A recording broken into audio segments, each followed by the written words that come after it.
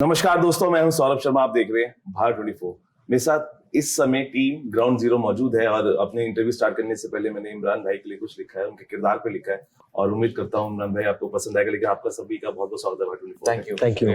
अपनी शुरुआत इससे करना चाहूंगा, दो लाइनें हैं। धूप में झुलसे फौजी के ख्वाबों का जहां, इमरान की आंखों में दिखता है वो आसमान। बंदूक थामी पर दिल में था सवाल, क्या हर आदेश सही है या कुछ भी कर लो बेहाल। इमरान भाई, क्या यही आपके किरदार सोच रहा था जब अभी किरदार निभा रहे थे? हाँ, बहुत ही कॉम्प्लेक्स और बहुत ही एक बहुत कॉम्प्लेक्सिटी है, जैसे आपने अभी जाहिर किया इन लाइंस में। यही एक चीज थी जो कैरेक्टर को पोर्ट्रे करने के लिए ये सारी चीजें सेट होनी चाहिए दिमागी तौर पर और इमोशनली, तभी आप जाके इसको सही ढंग से पेश कर सकते हैं ऑडियंस के सामने। भाई, ये कहानी देश और इंसानियत दोनों से जुड़ी है। इस किरदार को करते हुए क्या नजरिया इमरान का बदला? डेफिनेटली बदला, और एक तरह से बहुत सारा इंफॉर्मेशन जो मुझे मिला है बीएसएफ हमारे आर्म फोर्सेस को लेकर, इस फिल्म के सफर पे ही मैंने सीखा है। इनकी जिंदगी एक बहुत ही कॉम्प्लिकेटेड, बहुत ही कॉम्प्लेक्स जिंदगी है, एक बहुत ही हाई रिस्क प्रोफेशन है और ये आम जनता इसके बारे में ज्यादा जानती नहीं है। मुंबई में बैठ के मैं सोच रहा था कि मुझे एक सोल्जर या एक बीएसएफ ऑफिसर की जिंदगी के बारे में मुझे पता है, लेकिन जब आप एक बीएसएफ कैंप पे जाते हैं, जब आप ऐसे पर्सनालिटी से बात करते हैं जिन्होंने हमारे देश के लिए क्या नहीं किया है, जिस तरह दुबे जी ने ये एनकाउंटर पूरा प्लान किया था और अपनी टीम के साथ 2 साल तक शिद्दत से उन्होंने इस पे मेहनत की और फाइनली गाजी बाबा को गिराया 2003 में। ये खतरों से खाली नहीं है। ये एक ऐसा मिशन था जिसमें इनके दोस्त की भी जान चली गई, बलबीर सिंह की। इन्होंने अपने कॉमरेड्स को अपने लाइन ऑफ फायर में भी खोया है और फिर उसके साथ साथ खुद की जान का जो खतरा रहता है वो हमेशा एक लूमिंग चीज होती है एक सोल्जर की जिंदगी में। तो बहुत बहुत सारी दिक्कतें झेली है इन्होंने। भाई, सोल्जर का जो मेडल है वो जज्बा देता है, लेकिन जिंदगी भी दुबे साहब को दे गया। क्या उस पहलू को भी, छोटे छोटे पहलुओं को हम देख पाएंगे?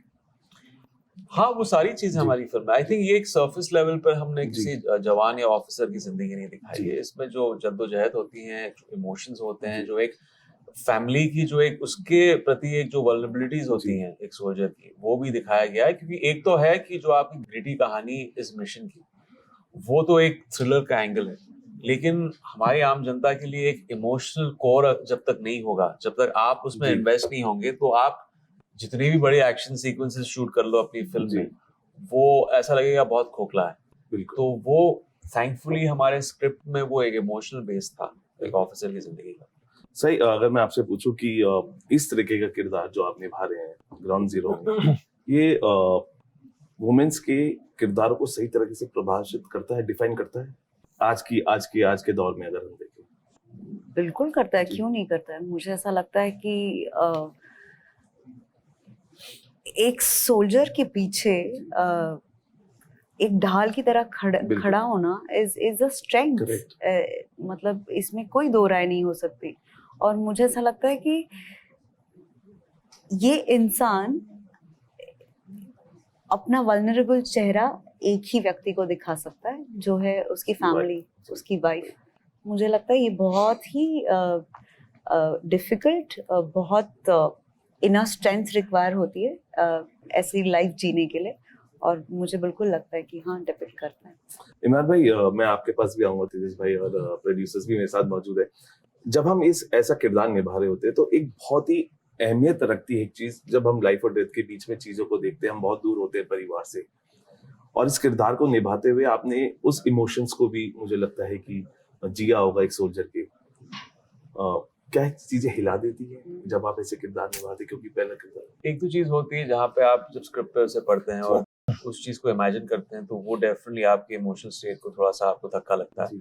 बट आई थिंक मेरा जो पहला एक एक्सपीरियंस रहा है 2017 में, जब मैं राजस्थान के बॉर्डर पे गया था और वहाँ मुझे एक न्योता दिया गया था वहाँ के जवानों के साथ वहाँ पे पूरा दिन बिताने के लिए। तो वहाँ बीएसएफ के बॉर्डर पे गया, वहाँ के जवानों से मिला, वहाँ के कुछ जवानों से मैंने बात भी की, तो तभी पता चला कि ये क्या इनकी जिंदगी किस तरह निकलती है। एक जवान था जो घर पिछले 11 महीने से वापस नहीं गया था।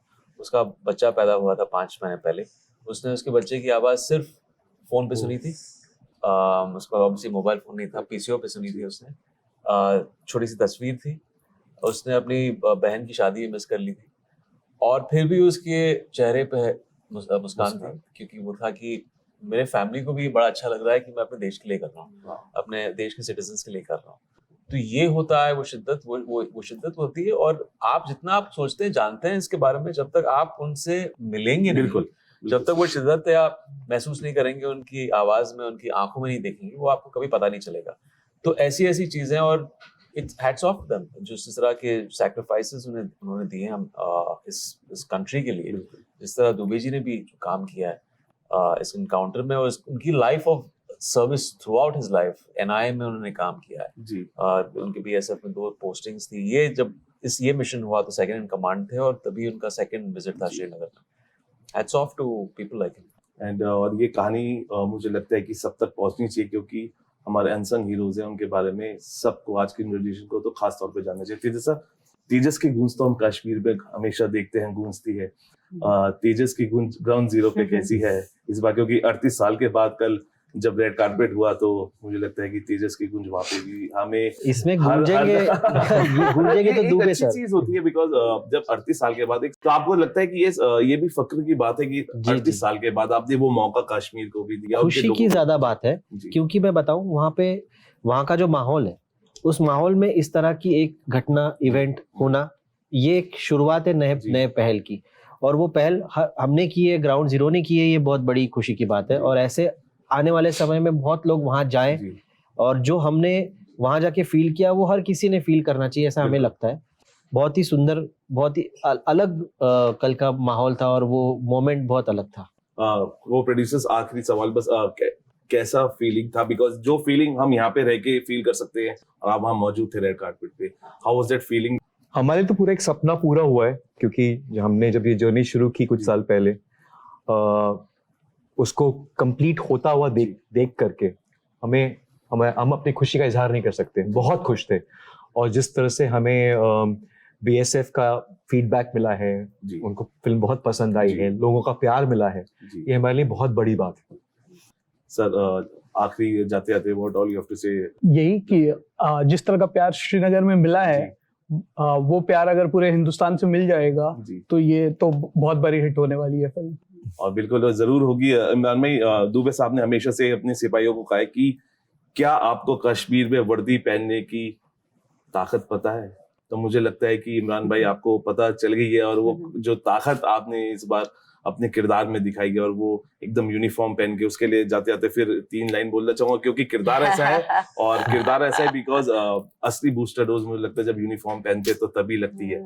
और यही कहना चाहूंगा कि इमरान की चाल में एक थकान सी छिपी थी, पर आवाज में अब भी सच कहने की ललक बची थी। ग्राउंड जीरो नहीं, बस एक जगह थी खाली, वो था जमीर का युद्ध, एक फौजी की युद्ध से लड़ाई की कहानी थी।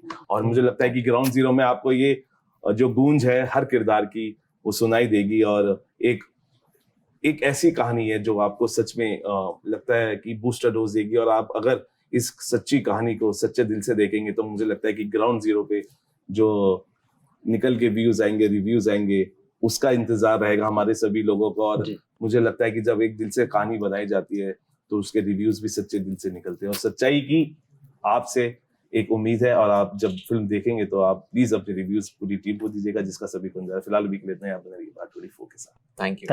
Thank you. शुक्रिया।